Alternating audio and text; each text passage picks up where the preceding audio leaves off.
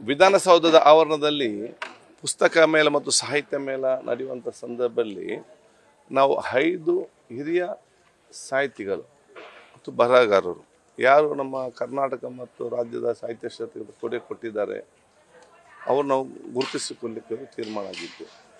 ಭಾಳಷ್ಟು ಇವತ್ತು ನಮ್ಮ ರಾಜ್ಯ ಸಾಹಿತ್ಯ ಕ್ಷೇತ್ರಕ್ಕೆ ಅಪಾರದ ಕೊಡುಗೆ ರಾಜ್ಯ ರಾಷ್ಟ್ರ ಅಂತಾರಾಷ್ಟ್ರೀಯ ಮಟ್ಟದಲ್ಲಿ ಕೊಡಿದೆ.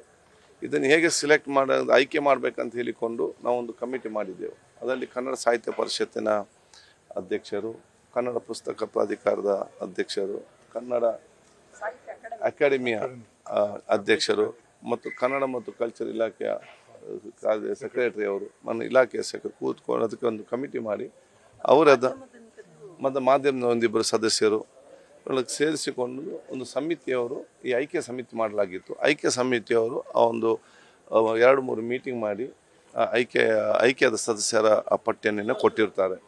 ಅದರಲ್ಲಿ ಒಂದು ನಮ್ಮ ಜ್ಞಾನಪೀಠ ಪ್ರಶಸ್ತಿ ಪಡೆದಂತಹ ಚಂದ್ರಶೇಖರ್ ಕಂಬರ್ ಅವರು, 2ನೇ R ಮಿತ್ರರವರು, ವೀಣಾ ಶಾಂತೇಶ್ವರ, ಬಲ್ವರ್ ಮೊಹಮ್ಮದ್ ಕುನ್ನಿ ಅವರು, ವಸುಧೇಂದ್ರ ಅವರು, ಪ್ರಶಾಂತ್ ಮಾರ್ತರ್ ಅವರು, ಫಾದರ್ ಪ್ರಶಾಂತ್ ಮಾರ್ತರ್ ಅವರು ಮತ್ತು ಅದೇ ರೀತಿ ನಮ್ಮ ದಾಮೋದರ್ ಮೋಜರ್ ಅವರು, ಜ್ಞಾನಪೀಠ ಪ್ರಶಸ್ತಿ ಗೋವಾದವರು, ಅವರು ಮುಖ್ಯ ಅತಿಥಿಯಾಗಿ ಬರ್ತಾರೆ. ಅವರಿಗೆ ಕೂಡ ನಾವೊಂದು ಗೌರವಿಸ್ತೇವೆ.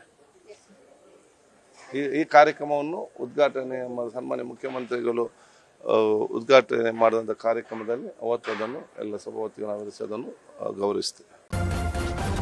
ನ್ಯೂಸ್ ಫಸ್ಟ್ ನಿರ್ಭೀತಿಯಿಂದ ನಿಮ್ಮ ಪರವಾಗಿ.